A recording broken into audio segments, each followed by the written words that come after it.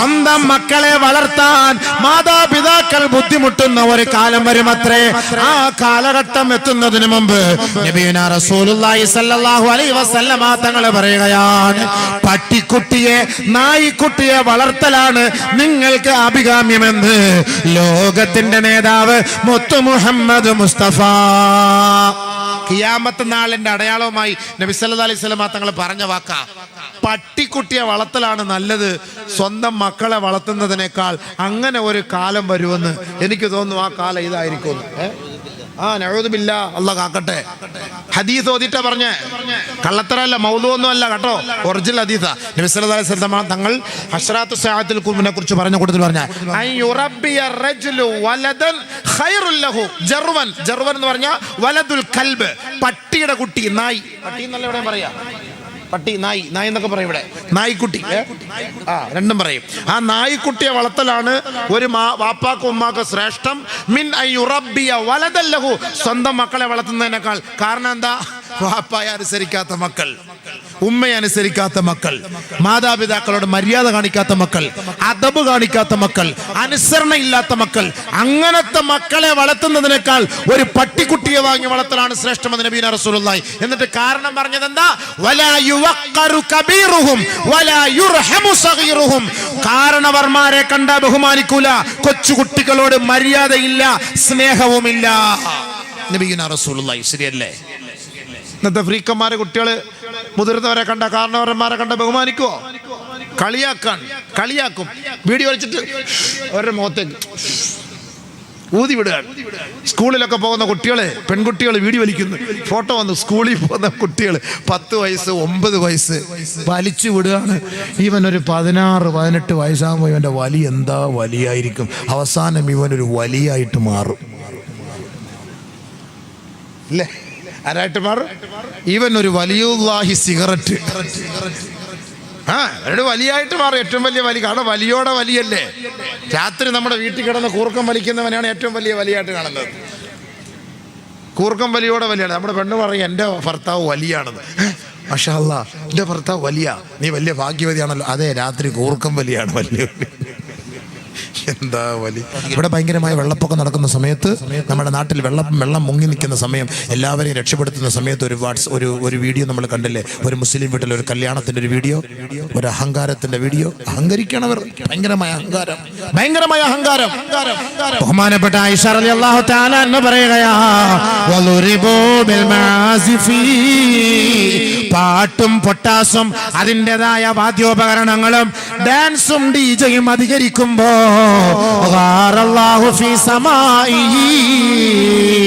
അല്ലാഹു ആകാശത്ത് നിന്ന് കോപിക്കുമത്രേ.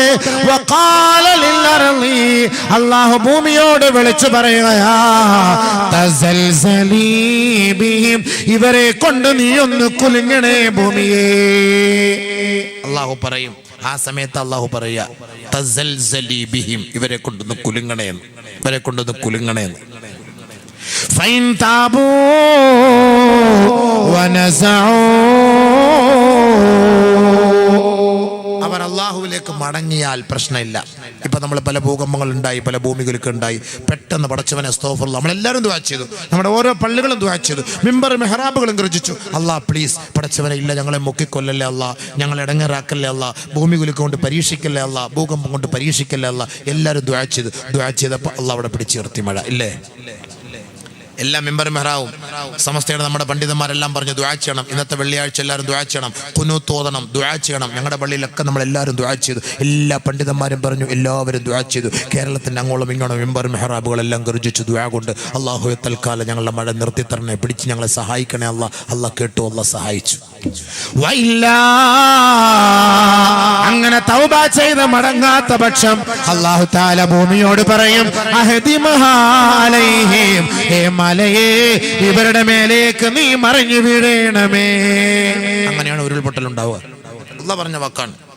അല്ലാഹ് പറയും. ഇതാണ് ബഹുമാനപ്പെട്ട ആയിഷ റളിയല്ലാഹു തആല അൻഹ പറഞ്ഞത്. അപ്പോൾ ഇതിൽ ഈ ഹദീസിൽ 3 കാരണങ്ങളാണ്. ഒന്ന്, വ്യഭിചാരം അനുവദനീയമാകും, മദ്യം അനുവദനീയമാകും, പാട്ട്, കളി, ഗാനമേള, പൊട്ടാസ്, പടക്കം പൊട്ടി ഇത് അനുവദനീയമാകും. ഈ 3 കാര്യം വന്നാൽ നീ സൂക്ഷിച്ചോ. ആദ്യം പറഞ്ഞ ഹദീസിലേക്ക് പോകാം. 5 കാര്യം. അതിലൊന്ന് മദ്യപിക്കലാണ്. 2 വലുബസിഹിമൽ ഹരീറ, ആഡംബര വസ്ത്രം എന്റെ സമുദായം ഉപയോഗിക്കുന്ന കാലം വന്നാൽ അള്ളാഹുവിന്റെ ഭാഗത്തു നിന്നുമുള്ള ശിക്ഷകൾ ഉണ്ടാകാതിരിക്കുകയില്ല സഹാബ. ആഡംബര വസ്ത്രം കല്യാണ വീടുകളിലൊക്കെ പ്രത്യേക യൂണിഫോമായി. ഇപ്പം പണ്ടത്തെ പോലെ അല്ലല്ലോ. പ്രത്യേക ഒരു മഞ്ഞ, ഒന്ന് പച്ച, അതല്ലെങ്കിൽ ഒരു പ്രത്യേകമായ ഒരു പിങ്ക്, ഒരു പ്രത്യേക കളർ. ആണിന് വേറെ, പെണ്ണിന്, ബ്ലൗസിന് വേറെ, ബ്രായ്ക്ക് വേറെ, ഇന്നറിന് വേറെ, ലെഗിൻസിന് വേറെ, പാവാടയ്ക്ക് വേറെ, സാരിക്ക് വേറെ, പർദ്ദയ്ക്ക് വേറെ, മറ്റേതിന് വേറെ. എല്ലാത്തിനും പ്രത്യേകമായ ഓരോ കളർ അല്ലേ? അതല്ലേ വരിക. അപ്പോൾ മനസ്സിലാക്കുക ഇത് സുലൈമാൻ്റെ മൂത്തോള്, അത് ഔക്കറിൻ്റെ ഇളയമോള്, അത് മമ്മേൻ്റെ രണ്ടാമത്തോള്.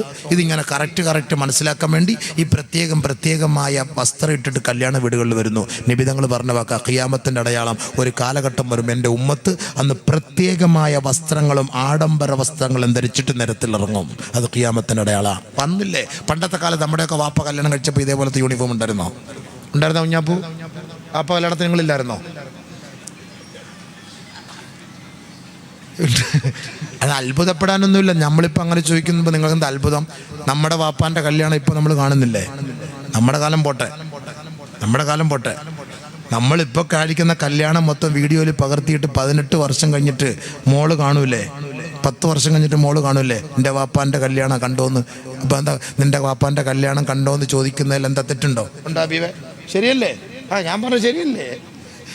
ഫോട്ടോ എടുത്ത് വെച്ച്, ക്യാമറ എടുത്ത് വെച്ച്, വീഡിയോ എടുത്ത് വെച്ച് എൻ്റെ വാപ്പാൻ്റെ കല്യാണം ഇതാണ്, എൻ്റെ ഉമ്മയെ കെട്ടുന്നത് ഇങ്ങനെയാണ്, ഇതാ കണ്ട, ഇതാണ് സംഭവം. ഇന്നത്തെ കാലഘട്ടത്തിലെ കുട്ടികൾ മുഴുവൻ ഇത് എടുത്തു വെച്ചിട്ടുണ്ട്. ഇത് ഇനി ഒരു 10 വർഷം കഴിയുമ്പോൾ ഇത് കാണും. അപ്പം പറയും നിൻ്റെ വാപ്പാൻ്റെ കല്യാണം ഞാൻ കണ്ടു. അപ്പോൾ ചിരിക്കേണ്ട കാര്യമൊന്നുമില്ല, സംഭവം യാഥാർത്ഥ്യമാണ്. അപ്പം ആ കാലഘട്ടത്തിൽ അങ്ങനെ ഇല്ലായിരുന്നു. ഇപ്പോഴത്തെ കാലഘട്ടത്തിൽ ഇങ്ങനെയുണ്ട് സംഭവം. ആഡംബരങ്ങൾ, ഇതുപോലെ വസ്ത്രം. ആ വസ്ത്രം ധരിക്കുമ്പോൾ ഓർത്തുകൊള്ളണം ഖിയാമത്തിന്റെ അടയാളമാണ്. 3 നബിയന റസൂലുള്ളാഹി തങ്ങൾ പറയുകയാണ് വത്തിഖാദിഹിമുൽ ഖൈനാത്ത്,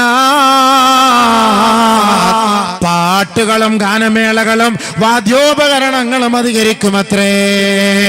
ഇന്ന് നമ്മൾ വ്യഭിചരിക്കുന്നതിനേക്കാൾ ഏറ്റവും കൂടുതൽ ചെയ്യുന്ന തെറ്റ് പാട്ട് കേൾക്കലല്ലേ, മ്യൂസിക് കേൾക്കലല്ലേ അല്ലേ? ഓരോ വീടുകളിലും നിറച്ചെന്താണ്? Home theatre, autorickshaw.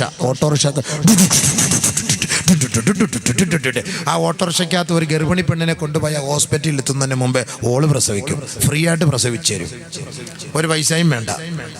കാരണം ഈ ഓട്ടോറിക്ഷയിൽ മൊത്തം ഇത് തന്നെയാണ്, ഈ ശബ്ദമാണ്. വീട്ടിൽ ശബ്ദം ഇതാണ്. ഓരോ വീട്ടിലും ഓരോ ഭിത്തിയിൽ മുഴുവനും ഇത് തന്നെ. മൊബൈലിൽ ഇത് തന്നെ. ഒരു പാട്ട് കേട്ടാൽ പിന്നെയും പാട്ട് കേൾക്കാൻ തോന്നും, പക്ഷെ ഒരു പ്രാവശ്യം വ്യഭിചരിച്ചാൽ പിന്നെ വ്യഭിചരിക്കാൻ തോന്നില്ല, പേടിയാണ്. പക്ഷെ പാട്ട് അങ്ങനെയല്ല. അതാണ് നബി സല്ലല്ലാഹു അലൈഹി വസല്ലം തങ്ങൾ പറഞ്ഞത്, പാട്ട് തുംബിത്തുൽ നിഫാഖ്, നിന്റെ കൽബിൽ അതൊരു നിഫാഖ് ഉണ്ടാക്കും, കാപട്യം ഉണ്ടാക്കും. അതുകൊണ്ട് പാട്ട് കേൾക്കരുത്, മ്യൂസിക് കേൾക്കരുത്. കേട്ട് കഴിഞ്ഞാൽ പിന്നെയും കേൾക്കാൻ തോന്നും. അങ്ങനെ കേൾക്കുമ്പോൾ പള്ളിയോടോ ഈമാനോടോ നമസ്കാരത്തോടോ വഅലിനോടോ നസീഹത്തോടോ താല്പര്യം കാണുകയില്ല. കൂടുതലും ഇഷ്ടം പാട്ട് കേൾക്കാനാണ്. കാറിൽ കയറിയ ഉടനെ അളിയ ആ പാട്ടിട, അളിയ ഈ പാട്ടിട, അളിയ ആ പാട്ടിട എന്ന് പറയും. വീട്ടിൽ കയറിയാലും ആ പാട്ട്, ആ കാസറ്റ് ഉണ്ടോ, ഈ കാസറ്റ് ഉണ്ടോ. 6:30 സന്ധ്യാസമയമാകുമ്പോൾ നമ്മുടെ പെൺകുട്ടികൾ നേരെ പോകുന്നത് ആ ടിവിയുടെ ഉമ്മറപ്പടിയിലേക്ക് പോയിരുന്ന് ഒരു യാസീൻ, ഒരു ഫാത്തിഹ ഓതി, 3 സ്വലാത്ത് ഓതിക്കൊണ്ട് അത് അങ്ങോട്ട് ഓണാക്കിയാൽ 12:43 ആകുമ്പോഴാണ് അത് ഓഫാക്കുക. അത് വരയ്ക്കും എൻ്റെ മുന്നിൽ. അത്രയും 6:30, 7:30, 8:30, 9:30, 10:30, 11:30, 6 മണിക്കൂർ നിഫാഖ്, കാപട്യം കയറി മനസ്സിനകത്ത് കടുത്തിരിക്കുമ്പോൾ ഇവർക്ക് വാപ്പ എന്താണ്, ഉമ്മ എന്താണ്, മക്കൾ എന്താണ്, ഭാര്യ എന്താണ്, ഇതൊന്നും അവർക്കറിയുകയേ ഇല്ല. അതുകൊണ്ടാണ് നബി തങ്ങൾ പറഞ്ഞത് നിങ്ങൾ മ്യൂസിക് കേൾക്കരുതേ. കാരണം വ്യഭിചാരത്തെക്കാൾ വലിയ കുറ്റമാണത്. പക്ഷെ ഇതാർക്കും അറിയില്ല. വ്യഭിചാരത്തെക്കാൾ വലിയ കുറ്റമാണ് മ്യൂസിക് എന്ന കാര്യം ആർക്കും അറിയില്ല. അതാണ് പ്രശ്നം. വ്യഭിചാരത്തെക്കാൾ വലിയ കുറ്റമാണ് മ്യൂസിക്, ഗാനമേള, പാട്ട് കേൾക്കൽ, മ്യൂസിക് അടിച്ച് കേൾക്കൽ വ്യഭിചാരത്തെക്കാൾ വലിയ കുറ്റമാണ്. വ്യഭിചരിച്ച ഒരു വ്യക്തിയെ അപേക്ഷിച്ചിടത്തോളം അള്ളാന്റെ റസൂൽ അവൻ മുനാഫിക് എന്ന് പറഞ്ഞിട്ടില്ല. പാട്ട് കേൾക്കുന്ന വ്യക്തിയെ അപേക്ഷിച്ചിടത്തോളം മുനാഫിക് എന്ന് നബി സല്ലല്ലാഹു അലൈഹി വസല്ലം തങ്ങൾ പറഞ്ഞിട്ടുണ്ട്. അതുകൊണ്ട് വ്യഭിചാരം സുന്നത്താന്ന് പറഞ്ഞ് നാളെ പോയി പണി തുടങ്ങാനല്ല ഈ പറഞ്ഞതിൻ്റെ അർത്ഥം. ഇനിയിപ്പോൾ ഞാനിത് സുന്നത്താന്ന് പറയും, പുതിയൊരു മസല കിട്ടി, EP എന്തായാലും പ്രസംഗിക്കാൻ കൊണ്ടുവന്നത് റാഹത്തായി, അതുകൊണ്ട് നാളെ പോലെ ജായിസാന്നല്ലോ എന്ന് പറഞ്ഞു. അങ്ങനല്ല. വ്യഭിചരിക്കുമ്പോൾ നമുക്കൊരു പേടി വരും. ഒരു പ്രാവശ്യം വന്നുപോയി വീണുപോയി കുടുങ്ങിപ്പോയി, അസ്തഗ്ഫിറുല്ലാഹ് പടച്ചാനെ മാപ്പാക്കണം, അറിയാതെ വീണു, അല്ലാഹുവേ. പക്ഷെ പാട്ട് അങ്ങനല്ലോ. ഒരു പാട്ട് കേട്ടാൽ പിന്നെയും നമ്മുടെ മൊത്തം LCD റെഡിയാക്കി അങ്ങോട്ട് വെച്ചിരിക്കല്ലേ. ഒരു കുത്തിയാൽ മതിയല്ലോ. ഏത് വേണം, ഏത് സൈസ് വേണം എല്ലാം വരും. ചിമിക്കെങ്കിൽ ഇറങ്ങി ഏത് സാധനം വേണം എല്ലാം വരും. ഒരു കുത്തിയാൽ മതി. വണ്ടി ഓടിച്ചോണ്ടിരിക്കുമ്പോൾ ഒരു കുത്ത്, അടുത്തത് വരും, അവള് വരുകളെല്ലാം. അപ്പൊ അത് കേൾക്കും, നമ്മൾ വിചാരിക്കും കുഴപ്പമില്ല. മാപ്പിളപ്പാട്ട് ഹറാമല്ലേ? മാപ്പിളപ്പാട്ടല്ലേ, മുസ്ലിം പാട്ടല്ലേ, പാട്ട് കുഴപ്പമില്ല. മ്യൂസിക്കാണ് ഇവിടെ പ്രശ്നം. പാട്ട് പ്രശ്നമില്ലല്ലോ, പാട്ട് പഠിക്കോ. പക്ഷെ മലപ്പുറംകാരാണ് ഏറ്റവും കൂടുതൽ മ്യൂസിക് അടിച്ച് പാട്ട് പാടുന്നത്.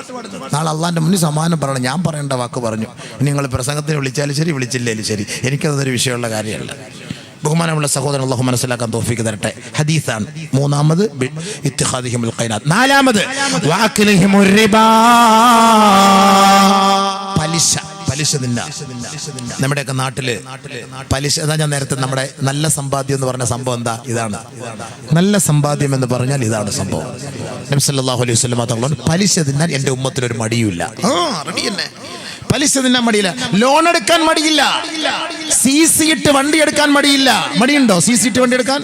ഫോർച്യൂണർ വരട്ടെ, 40 ലക്ഷം 10 ലക്ഷം കൊണ്ട് അടയ്ക്കും, 30 ലക്ഷം മാസം തോറും ഗവൺമെന്റിന്റെ കണക്കാണിക്കണം. ആ മസലയും പറഞ്ഞിട്ട് നമ്മൾ ഇവിടെ CC എടുക്കുക. ഏത് മദ്ഹബ് പറഞ്ഞതാ? എന്നാ എനിക്കും അങ്ങനെ ഒരു വണ്ടി എടുക്കണം പറഞ്ഞതാ. ഏത് മദ്ഹബ്? ബഹുമാനപ്പെട്ട പണ്ഡിതന്മാരുള്ള സ്ഥലമാണ്, സമസ്തയുടെ മഹാന്മാരൊക്കെ ഉള്ള സ്ഥലമാണ്. പറഞ്ഞതാ CC ഇട്ട് വണ്ടി എടുക്കൽ ഏത് മദ്ഹബ് അനുസരിച്ചത് ഹലാൽ. CC ഇട്ട വണ്ടി പള്ളിയിൽ നിസ്കരിക്കാൻ പോകുന്നു. ബഹുമാനമുള്ള സഹോദരങ്ങൾ, നമ്മൾ മനസ്സിലാക്കണം. നമ്മൾ പിന്നെ ഓർക്കണം, ചില വണ്ടികൾ നമുക്ക് 0% ഇൻട്രസ്റ്റിന് വണ്ടികൾ കിട്ടും, പലിശ ഇല്ലാതെ. അങ്ങനെയുണ്ട്. അത് നമ്മൾ ചിലപ്പോൾ ഇപ്പോൾ ഒരുപാട് കമ്പനികളൊക്കെ ഉണ്ട്. ഞാൻ എൻ്റെ വണ്ടി 2 ലക്ഷം രൂപ ആ ഇൻട്രസ്റ്റിലാണ് എടുത്തത്. നോ ഇൻട്രസ്റ്റ് ഇല്ലാതെ 10 ലക്ഷം രൂപയുടെ വണ്ടി 8 ലക്ഷം റെഡി കാശ് കൊടുത്തു, 2 ലക്ഷം മാസത്തവണ. അതിന് കണക്കില്ല, പലിശയില്ല. 10-5 ഒറിജിനൽ പൈസ, ആ പൈസ തന്നെ അടച്ചാൽ മതി. അങ്ങനെ ഇൻട്രസ്റ്റ് ഇല്ലാതെ അടച്ചാൽ മതി എങ്കിൽ ജായിസ്, അത് അനുവദനീയമാണ്. 10 ലക്ഷം രൂപയുടെ വണ്ടി 10,10,000 രൂപയാണ് അടയ്ക്കേണ്ടി വന്നാൽ 1000 രൂപ പലിശയാണ്. അതിൽ യാതൊരു സംശയവുമില്ല. അത് ഹറാമാണ്. ആ വണ്ടിയിൽ യാത്ര ചെയ്യൽ ഹറാമാണ്, അവൻ തിന്നൽ ഹറാമാണ്, അവൻ ഉപയോഗിക്കൽ ഹറാമാണ്. അത് യാതൊരു സംശയമില്ല. സ്കൂട്ടർ എടുക്കും, 70,000 രൂപയുടെ വണ്ടി, 1000 രൂപ അല്ലെങ്കിൽ 10,000 രൂപ അല്ലെങ്കിൽ 5,000 രൂപ കൊടുത്ത് വണ്ടി എടുക്കും. എന്നിട്ട് ബാക്കി മാസം തോറും 800 രൂപ, 1000 രൂപ 1 വർഷം കൊണ്ടോ 2 വർഷം കൊണ്ടോ 3 വർഷം കൊണ്ടോ അടച്ചു തീർക്കും. ആ വാഹനത്തിലാണ് യാത്ര ചെയ്ത് പള്ളിയിൽ പോകുന്നത്, മദ്രസയിൽ പോകുന്നത്, വാള് വെക്കാൻ വരുന്നത്, മൊയ്ലിയാരെ കൊണ്ട് കല്യാണം നടത്തിക്കാൻ പോകുന്നത്, മയ്യത്ത് വീട്ടിൽ പോകുന്നത്, മയ്യത്തിന്റെ പിന്നാലെ പോകുന്നത്. ഏത് വണ്ടിയിൽ? CC ഇട്ടെടുത്ത വണ്ടിയിൽ. പലിശ ജായിസ് എന്ന് ആര് പറഞ്ഞു? നിബിധങ്ങൾ പറഞ്ഞ വാക്കാണ് വഅക്ലിഹിമുർ റിബ. നമ്മുടെ മക്കൾ പലിശ തിന്നാൻ ഒരു മടിയും കാണിക്കാത്ത ഒരു കാലം വരും. പലിശ തിന്നാൻ ഒരു മടിയും കാണിക്കാത്ത കാലം വരും. പണ്ടം പണയം വെക്കാൻ കൊണ്ടാണ്ട് കൊടുക്കില്ല തന്നെ, കൊണ്ടാണ്ട് കൊടുക്കുക, പണ്ടം പണയം വെക്കുക. പിന്നെ വേറെ സാധനം ലോട്ടറി കുത്തിയെടുക്കുക, വരച്ചെടുക്കുക, തോണ്ടിയെടുക്കുക, പറിച്ചെടുക്കുക, ഫോണിൽ കൂടെ വിളിച്ച് പറഞ്ഞെടുക്കുക. തിന്നാണ് ഹറാമ്. പന്നിയിറച്ചി, ഹറാമിന്റെ പന്നിയിറച്ചി. പൈസകൾ കുറെ വാരിക്കൂരി കൂട്ടിട്ട് കാര്യമില്ല മക്കളെ. ഇങ്ങനത്തെ പണം നമുക്കെന്തിന്? നമ്മുടെ മക്കൾക്ക് കൊടുക്കണോ? നമ്മുടെ ശരീരത്തിൽ ഈ ഹറാമിന്റെ അംശം വളർന്നു വന്നാൽ എന്താ സംഭവിക്കാൻ പോകുന്നത്? നബിയുനാ റസൂലുള്ളാഹി സ്വല്ലല്ലാഹു അലൈഹി വസല്ലം തങ്ങൾ പറഞ്ഞു, നിന്റെ ശരീരം നരകത്തിന്റെ ഏറ്റവും നല്ല വിറകാണ്. നബിയുനാ റസൂലുള്ളാഹി. തായ്ലൻഡ് ലോട്ടറി നമ്മുടെ ഈ പരിസരത്തൊക്കെ അതുപോലത്തെ ഇവിടെ ലോട്ടറി പേരുണ്ടല്ലോ. എന്താ ഇവിടെ ഒരു ലോട്ടറിയുടെ പേരുണ്ടോ ഈ പരിസരത്ത്? ഇവിടെ ഒന്നൊക്കെ ഉണ്ട് ഒരു ലോട്ടറി. പോയിട്ട് ഉറയ്ക്കുക, നമ്പർ പറയുക. ഗൾഫിലൊക്കെ ഉണ്ട് തായ്ലൻഡ് ലോട്ടറി എന്ന്. ഫോൺ വിളിച്ചിട്ട് നമ്പർ പറഞ്ഞ് എഴുതിയെടുക്കുന്ന ഒരു ലോട്ടറി. എൻ്റെ പൊന്നു ചെറുപ്പക്കാരെ, യുവാക്കളെ, ചെയ്തതൊക്കെ ചെയ്തോ, ഇനി അത് ചെയ്യാൻ നിൽക്കണ്ട. ഇന്ന് തൗബ ചെയ്യണം.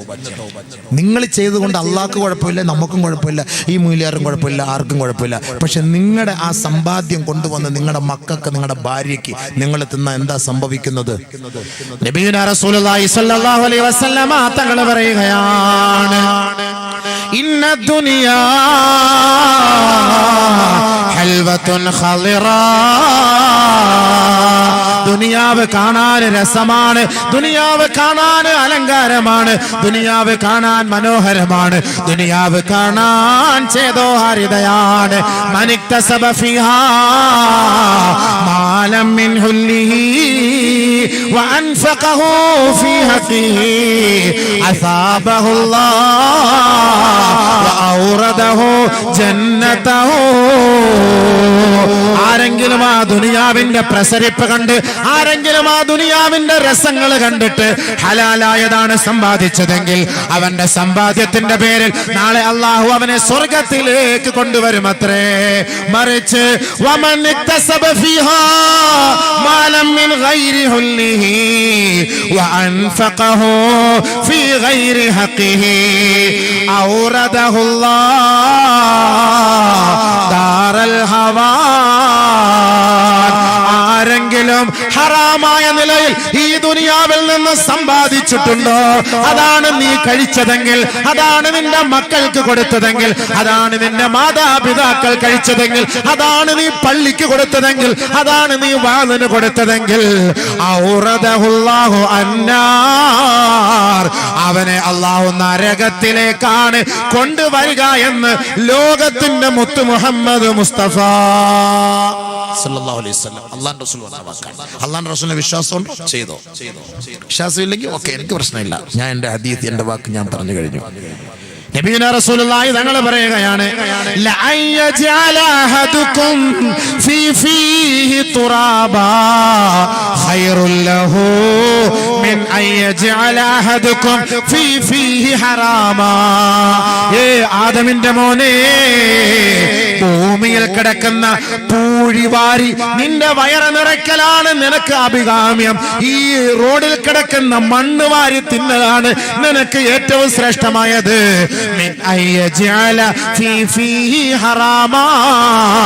നിന്റെ വയറ്റിലേക്ക് ഹറാമിന്റെ സമ്പാദ്യം വാരി കോരി കൊടുക്കുന്നതിനേക്കാൾ റോഡിൽ കിടക്കുന്ന മണ്ണ് വാരി തിന്നലാണ് നിനക്ക് ശ്രേഷ്ഠമെന്ന് നബിയുനാ റസൂലുള്ളാഹി.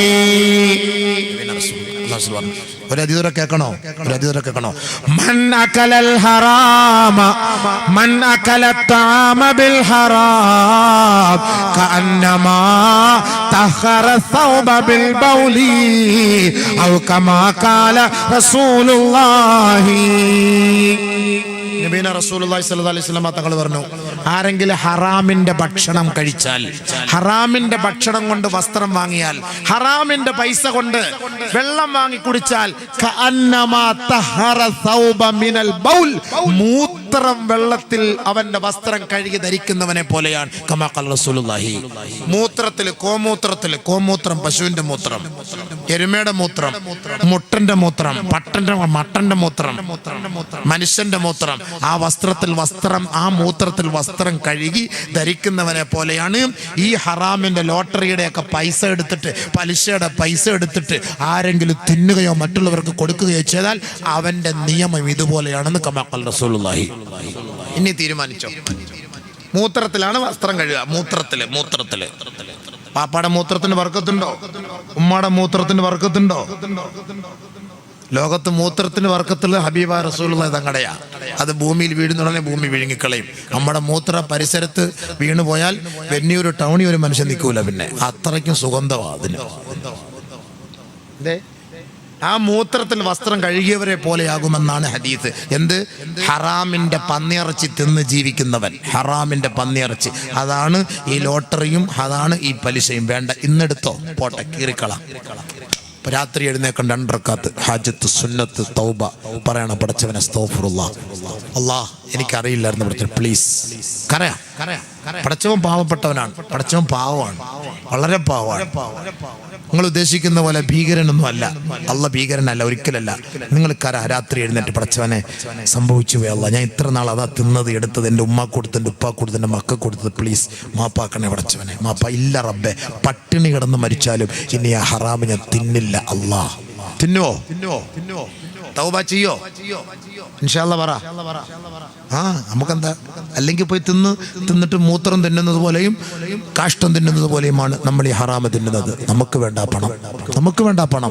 ആ പണം നമ്മൾ തിന്നാൽ, ആ പലിശ നമ്മൾ തിന്നാൽ നമ്മുടെ ഇബാദത്ത് സ്വീകരിക്കൂല, അല്ലാഹുവിന്റെ അദാബ് ഇറങ്ങും. 4 5ാമത്തെ കാര്യം, കുടുംബബന്ധം മുറിക്കൽ. കുടുംബബന്ധം മുറിച്ചാൽ ഈ ശിക്ഷകൾ അല്ലാഹു ഇറക്കുമെന്ന് നബിയുനാ റസൂലുള്ളാഹി. കുടുംബബന്ധം മുറിച്ചാൽ അള്ളാഹുവിന്റെ ശിക്ഷ ഇറങ്ങുമെന്ന് നബിയാണ്. എൻ്റെ സൗണ്ട് കുറഞ്ഞു പോയോടെ. ആദ്യത്തെ ഒരു പവർ കിട്ടുന്നല്ലോ, പവർ തൊണ്ടൊക്കെ പിടിക്കുന്നല്ലോ. തുറന്നുറാ, മനസ്സിലായില്ലേ? അല്ലാഹു സുബ്ഹാനഹു വ തആല മനസ്സിലായി. സമയമായോ? തീരെ സമയമായി? നിർത്തറായോ അബീബ്? ഇവിടുത്തെ സമയമൊന്നും എനിക്കറിയില്ല. 10 ആയിട്ടുള്ളൂ. അത് നമുക്ക് 10:25 നിർത്താവും. അൽഹംദുലില്ലാ. സമയ വിഷയമില്ലേ കുഴപ്പമില്ല. നമുക്ക് സമയമില്ലല്ലോ. നമ്മുടെ സമയം മൊത്തം ഇത് തന്നെയാണ്. നമ്മുടെ ജീവിതം മൊത്തം തന്നെ. അല്ല, ഈ കേൾക്കുമ്പോൾ ആളുകൾക്ക് പെട്ടെന്ന് നിർത്തിയാൽ കൊള്ളാമെന്ന് തോന്നും. ഈ പറയുന്ന മൊത്തം ഓരോ കട അടച്ചടച്ച് വരികയാണ്. അത് ഹലാലായിരുന്നു, അതും പോയി. ഇത് ഹലാലായിരുന്നു, ഇതും പോയി. ഇനി ഇത് ഹലാലായിരുന്നു, അതും പോയി. ഇനി ഇയാൾ അടുത്ത് എന്താ പറയാൻ പോണത്? അതിനേക്കാളും നല്ലത് എഴുന്നേറ്റ് പോയാൽ നമ്മളിതൊന്നും കേട്ടിട്ടില്ലേ നാരായണ, അതുകൊണ്ട് എനിക്കൊരു പ്രശ്നമില്ല കൂരായണ. ഞാനൊന്നും കേട്ടിട്ടില്ലേ നാമനാരായണ. കേട്ടാൽ നല്ലത്, കേൾക്കാതെ എഴുന്നേറ്റ് പോയിട്ട് നാളെ അള്ളാൻ്റെ അടുക്ക പോയിട്ട് പടച്ചവൻ നരകത്തിലേക്ക് തള്ളിയിടുമ്പോൾ എൻ്റെ മൂലത്തിൽ കമ്പി പഴിപ്പിച്ചുകൊണ്ട് വരും ഇങ്ങനെ വെക്കാൻ വേണ്ടിയിട്ട്. അപ്പോൾ പറയും, പടച്ചവനെ എൻ്റെ മൂലത്തിൽ കുത്തല്ലേ അല്ലാ, ഞാൻ അറിഞ്ഞില്ല, അതൊന്നും കേട്ടിട്ടില്ലായിരുന്നു പടച്ചവനെ. കൊടക്കല്ല് പ്രസംഗം നടക്കുമ്പോൾ ഞാൻ വെന്നൂരായിരുന്നു അല്ലാഹു. പറഞ്ഞിട്ട് കാര്യമില്ല, പറയുന്നത് കേട്ടോ, എന്നിട്ട് തൗബ ചെയ്തു രാത്രി എഴുന്നേറ്റ്. അബദ്ധം പറ്റിപ്പോയി അല്ല മാപ്പാക്കി തരും. വല്ലാഹി സത്യം. 100 പ്രാവശ്യം വ്യഭിചരിച്ചിട്ടുണ്ടോ? മാപ്പ് അല്ല മാപ്പാക്കി തരും. രാത്രി എഴുന്നേറ്റ് തൗബ ചെയ്യും. ആണ് പടച്ചവനെ സംഭവിച്ചു, ഇനിയില്ല റബ്ബേ. പലിശ വാങ്ങിയിട്ടുണ്ടോ? ആ പലിശ തിരിച്ചുകൊടു. അതരസം. പലിശയുടെ തൗബ എന്താ? ഒരാൾ 5 വർഷം പലിശയ്ക്ക് പണം കൊടുത്തു. 5 വർഷം പലിശയുടെ തൗബ നല്ലപോലെ മനസ്സിലാക്കണം. എല്ലാരും ധരിക്കുന്നു പലിശയുടെ തൗബ എന്ന് പറഞ്ഞാൽ അല്ലാഹുവേ ഞാൻ പലിശ വാങ്ങിയല്ല, മാപ്പ് ചെയ്യണേ അല്ലാ, പൊരുത്തപ്പെടണേ അല്ലാ, ഇനി പലിശ വാങ്ങില്ല അല്ലാ. തൗബ ഇല്ല മക്കളെ, തൗബ ഇല്ല മക്കളെ. 10 വർഷം പലിശ വാങ്ങിയത് ആരിൽ നിന്നാണോ ആ പലിശ അവർക്ക് മടക്കി കൊടുക്കണേ. അതാണ് നിങ്ങളുടെ തൗബ. അതാണ് തൗബ. പലിശയുടെ തൗബ എന്ന് പറഞ്ഞാൽ അതാണ്. 10 വർഷം ഒരാൾ പലിശയ്ക്ക് പൈസ കൊടുത്തു, പണം വാങ്ങി തിന്നു. ആ പണം വാങ്ങിയ പലിശയുടെ പൈസ അതെന്ത് ചെയ്യണം? ആരിൽ നിന്നൊക്കെയാണോ വാങ്ങിയത് അവർ മടക്കി കൊടുക്കണം. കൊണ്ടുപോയി കൊടുത്തിട്ട് പറയണം, എൻ്റെ അറിവില്ലായ്മയുടെ പേരിൽ ഞാൻ ഈ പണം കൊണ്ട് ഞാൻ ഉപയോഗിച്ചതാണ്, തിന്നതാണ്. പക്ഷെ ഇപ്പോഴാണ് എനിക്ക് അതിൻ്റെ യാഥാർത്ഥ്യം മനസ്സിലാക്കിയത്. അതുകൊണ്ട് ഈ പണം എനിക്ക് വേണ്ട, ഇതാ നിങ്ങൾ വെച്ചുകൊള്ളി. എന്നിട്ട് അവിടെ ഇവിടെയൊക്കെ എത്തിക്കാൻ പറ്റാത്തവരൊക്കെ ഉണ്ടെങ്കിൽ നമ്മളൊന്ന് പൊരുത്തം വാങ്ങാം. അള്ളാഹുവോട്, പടച്ചവനെ എൻ്റെ കഴിവനുസരിച്ച് അറിവുള്ളവർക്ക് ഞാൻ മടക്കി കൊടുത്തു, പക്ഷെ എനിക്ക് അറിയാത്തവരുണ്ട്, നീ മാപ്പ് ചെയ്യണേ അല്ലാ എന്ന് പറഞ്ഞാൽ ഓക്കെ. പലിശയുടെ തൗബ അതാ കേട്ടോ. 10 വർഷം വരെ പലിശ എന്നിട്ട് 3 ഹജ്ജും ചെയ്ത് 12 ഉംറയും നടത്തി അവിടെ പോയിരുന്നിട്ട് പൊട്ടിക്കറിഞ്ഞ് ഇല്ല ഇല്ല ഇനി ഇല്ല ഒരിക്കലും തിന്നത് മൊത്തം ഇവിടെ കിടക്കുന്നു. ഷവർമ്മ കണ്ടിക്കാൻ പോകണം. ഈ 2 സൈഡിലും കിടന്ന് കറങ്ങുന്നു തിന്നത്. ഇപ്പുറത്തൊക്കെ കിടക്കാണ്. അത് മൊത്തം എടുത്തിട്ട് കൊണ്ടുപോയി ഡിലീറ്റ് ആക്ക്, കൊണ്ടുപോയി തിരിച്ചു കൊടുക്ക്. അവന്റെ പണം കൊണ്ടാണ് നീ ഫോർച്യൂണർ എടുത്തത്, അവന്റെ പലിശയുടെ പണം കൊണ്ടാണ് നീ വെന്നിയൊരു ഹൈവേയുടെ സൈഡിൽ 10 ഏക്കർ സ്ഥലം വാങ്ങിയത്, ആ പണം കൊണ്ടാണ് നീ അവിടെ കോംപ്ലക്സ് ഉണ്ടാക്കിയത്. അത് മുഴുവനും ആ പണം എടുത്തിട്ട് തിരിച്ചു കൊടുക്കുക. അതാണ് നിന്റെ തൗബ. ആ തൗബ ചെയ്യാതെ മരിച്ചുപോയ അള്ള പൊറുക്കുമെന്ന് നിങ്ങൾ ധരിക്കണ്ട. മസല ഇതാണ്. ബാക്കി അള്ളാഹു വേല പെടച്ചവും പുറത്തേക്കാം, ചിലപ്പോൾ ഇടിച്ചേക്കാം. ഇതെനിക്കറിയില്ല. മസല അതാണ്. ഇനി ഇതല്ലാത്തൊരു മസല ഉണ്ടെന്ന് നിങ്ങൾ ഉസ്താദന്മാരെ കൊണ്ട് ചോദിച്ചിട്ട് കൊണ്ടുവന്നാൽ അബൂബക്കർ അത് സ്വീകരിക്കും. എൻ്റെ അറിവിൽ ഞാൻ പഠിച്ചത് അങ്ങനെയാണ്. പലിശയുടെ തൗബ എന്ന് പറഞ്ഞാൽ 5 വർഷം 1 വർഷം ഒരാൾ പലിശയുടെ പൈസ തിന്നിട്ടുണ്ടെങ്കിൽ ആ പലിശയുടെ തൗബ എന്ന് പറയുന്നത് അത് മടക്കി കൊടുക്കണം. അതാണ് അവന്റെ തൗബ. പിന്നെ അബദ്ധത്തിൽ കൊടുക്കാൻ പറ്റാത്ത ആളില്ല, മറന്നുപോയി, ചിലപ്പോൾ അതൊക്കെ അള്ളാഹ് പൊരുത്തപ്പെട്ട് തന്നേക്കാം. എന്നാലും നമ്മളൊരു 80% 90% മടക്കി കൊടുത്തുവെങ്കിൽ ഓക്കെ, അതാണ് തൗബ. അതല്ലാതെ ആളുകൾ വിചാരിക്കുന്നത് അറിയോ, ഇതൊക്കെ തിന്നിട്ട് ഈ ഹറാമ് മുഴുവനും സമ്പാദിച്ച് ഇത് മുഴുവനും തിന്നിട്ട് ഒരു ഉംറ ഒരു ഹജ്ജ് ചെയ്ത എല്ലാം കബൂലാളിയ, എല്ലാം കബൂല. ഓടി അങ്ങോട്ട് പോയാൽ മതി. മനസ്സിലായില്ലേ? അല്ലാഹു കാത്തുരക്ഷിക്കട്ടെ. ഇപ്പൊ ഓർക്കുന്നുണ്ടോ ഈ സാധനത്തിനെ വാതിന് വിളിക്കണ്ടായിരുന്നു? ഓർക്കുന്നുണ്ടോ? എന്തിനാ വിളിച്ചത്? നമുക്കുള്ളത് നേരെ പറഞ്ഞു പോകും. ഞാൻ ഈ പറയുമ്പോൾ നിങ്ങൾ വിചാരിക്കും ഈ അബൂബക്കർ മൗലവിയോ അയാൾ ഭയങ്കര നല്ല ആലിമായിരിക്കും. ഏറ്റവും വലിയ മോശക്കാരൻ ഞാൻ തന്നെയാണ്. എന്നെക്കാൾ എത്രയോ നല്ലവരാണ് നിങ്ങളും ഈ ഇരിക്കുന്നവരും. പക്ഷേ ഇത് പറയുമ്പോൾ നമുക്ക് പറഞ്ഞേ മതിയുള്ളൂ, അത് പറയാതെ മറ്റു മാർഗ്ഗമില്ല. നിങ്ങളെ കേൾപ്പിച്ച് കുറച്ച് രസിപ്പിച്ച് വാള് പറഞ്ഞു പോലല്ല. വാള് എന്ന് പറഞ്ഞ നസിഹത്ത് അത് ജീവിതത്തിൽ പ്രാവർത്തികമാക്കാനാണ്. നിങ്ങളെക്കാളേറെ എനിക്ക് ആദ്യം ഞാൻ എൻ്റെ ജീവിതത്തിൽ കൊണ്ടുവരാൻ ശ്രമിക്കണം, പിന്നെ നിങ്ങളത് ശ്രമിക്കണം. അതിനാണ് വാള്. അല്ല ചുമ്മാ കുറെ നീട്ടിപ്പിടിച്ച് കഴിച്ച് പോയിട്ട് പ്രസംഗിക്കലല്ലോ വാള് പഠിക്കണ്ടേ. നാളെ മുതൽ ഇൻഷാ അല്ലാ ഇനിയിപ്പോ സിസിക്ക് വണ്ടി എടുത്തിട്ട് എന്ത് ചെയ്യണം? ഇൻഷാ അല്ലാ പെട്ടെന്ന് അത് ക്ലോസ് ചെയ്യാനുള്ള പരിശ്രമം നടത്തും. ഇൻഷാ അല്ലാ. ആട്ടോ കൺസൾട്ടിങ് നടത്തുന്നവരുണ്ട്, സിസി ഇട്ട് കൊടുക്കുന്നവർ, നമ്മുടെ സഹോദരങ്ങൾ സിസി ഇട്ട് കൊടുക്കുന്നവരുണ്ട്. ഹറാമ് തന്നെയാണ്. ആ പൈസ വേണ്ട. പെട്ടെന്ന് ആട്ടോ കൺസൾട്ടിങ് നിങ്ങളത് ഓഫാക്ക്, അത് പൂർത്തിയാക്ക്, അത് ഒഴിവാക്ക്. എന്നിട്ട് വേറെ എന്തെങ്കിലും കച്ചവടം തുടങ്ങുക. അള്ളാഹു അതിൽ നിങ്ങൾക്ക് ബർക്കത്ത് ചെയ്യും. ഈ പലിശയുടെ പൈസ വിട്ട് മറ്റൊരാൾക്ക് പലിശയ്ക്ക് വേണ്ടിയിട്ട് നമ്മൾ എഴുതി സപ്പോർട്ട് ചെയ്ത് കൊടുക്കുന്നത് അത് ഏറ്റവും വലിയ തെറ്റാണ്. അതുകൊണ്ട് അത് വേണ്ട. നമ്മുടെ മക്കൾക്ക് കൊടുക്കാനുള്ള പണമല്ലേ, മക്കൾ തിന്നാനുള്ളതല്ലേ. അതുകൊണ്ട് ഇൻഷാ അള്ളാഹ് എത്രയും വേഗം എടുത്ത കടങ്ങളും ഇടപാടുകളും പൂർത്തീകരിക്കാൻ നിങ്ങൾ പരിശ്രമിക്കുക. അള്ളാഹു അതിന് തൗഫീഖ് നൽകി അനുഗ്രഹിക്കുമാറാകട്ടെ. അതുകൊണ്ട് നമ്മുടെ മക്കൾ എന്ന് പറയുന്നത്, നമ്മുടെ സന്താനങ്ങൾ എന്ന് പറയുന്നത് ആഖിറത്തിലെ നന്മകളാണ്. ഓരോ മാതാപിതാക്കളും തന്റെ മക്കളോടുള്ള കടമകളെ കുറിച്ച് ആദരവായ ഹബീബായ ഷഫിയായ റസൂലുള്ളാഹി തങ്ങൾ നമുക്ക് മറുപടി പറയുകയാണ്. ഒന്ന്, നല്ലപോലെ ശ്രദ്ധിക്കണം വാപ്പാമാര് കേട്ടോ. ഉമ്മ ഒന്ന് ശ്രദ്ധിച്ചോ, മക്കളോടുള്ള കടമ അതാ പറഞ്ഞുതരാം കേട്ടോ, നല്ലപോലെ കേൾക്കണം. ഇനിയുള്ള സമയത്തെങ്കിലും നമ്മുടെ മക്കൾ നല്ല രീതിയിൽ വളർന്നു വരാൻ ആഗ്രഹമുണ്ടെങ്കിൽ ഇത് പറയുന്നത് കേട്ടോ. അൽ ഗുലാം യുഅഖു അൻഹു യൗമസ്സാബി വയുമാതു അൻഹുൽ അദാ.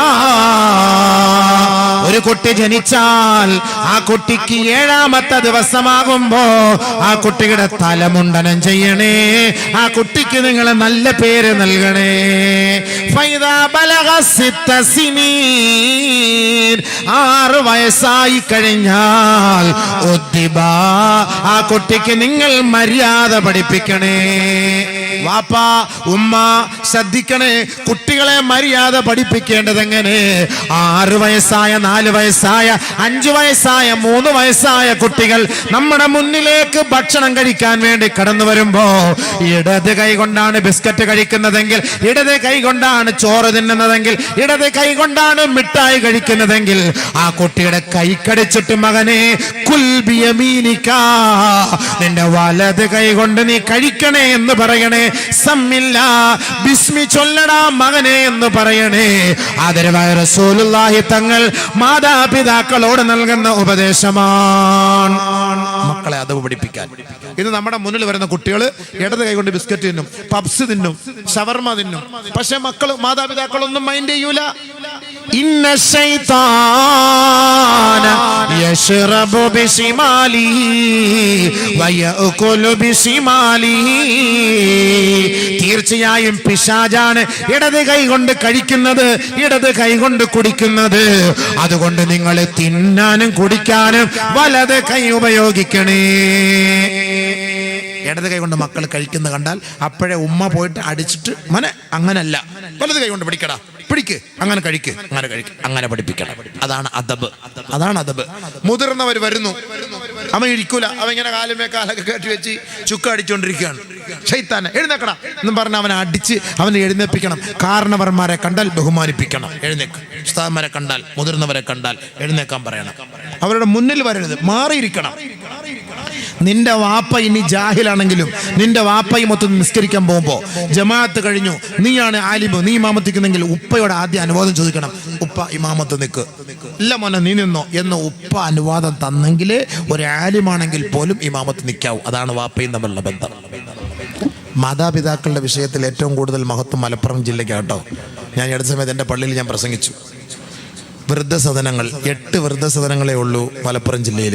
8 വൃദ്ധസദനങ്ങളേ ഉള്ളൂ. ഏറ്റവും കൂടുതൽ വൃദ്ധസദനം എറണാകുളത്താണ്, 2ാമത് തൃശ്ശൂരാണ്, 3ാമത് ഞാൻ ജോലി ചെയ്യുന്ന തിരുവനന്തപുരത്താണ്. 48 വൃദ്ധസദനമുണ്ട് തിരുവനന്തപുരത്ത്, 48 വൃദ്ധസദനം. മലപ്പുറം ജില്ലയിൽ 8 വൃദ്ധസദനമുള്ളൂ. ഞാൻ ഇപ്പം മലപ്പുറം ജില്ലയെക്കുറിച്ച് പൊക്കി പറഞ്ഞു എൻ്റെ പള്ളിയിൽ. എല്ലാവരും പറയും മലപ്പുറം ജില്ലക്കാർക്ക് വിവരമില്ല, വിദ്യാഭ്യാസമില്ല. ഏറ്റവും വലിയ വിദ്യാഭ്യാസമുള്ള തിരുവനന്തപുരം ജില്ലയിൽ 48 വൃദ്ധസദനമുണ്ട്.